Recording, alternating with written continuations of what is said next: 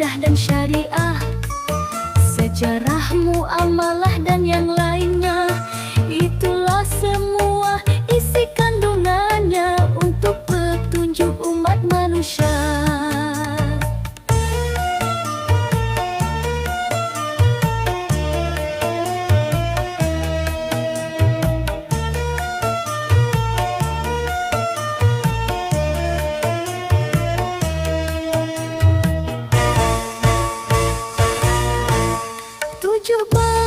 Bulan puasa dalam tahannud di Gua Hira, ayat 1 sampai ayat 5, surat Al-Alaq wahyu pertama.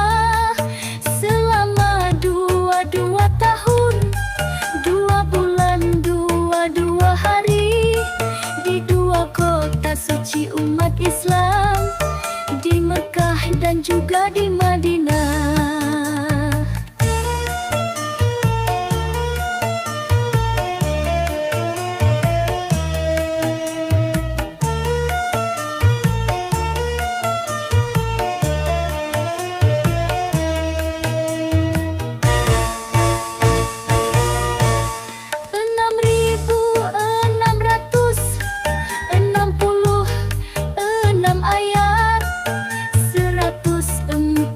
Surat dari Al-Fatihah sampai An-Nas.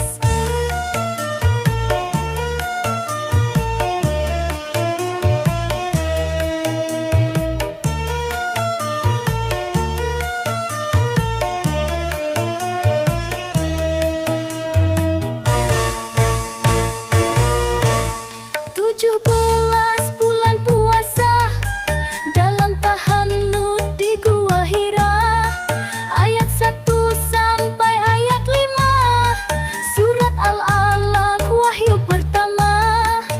Selama 22 tahun, 2 bulan, 22 hari, di 2 kota suci umat Islam, di Mekah dan juga di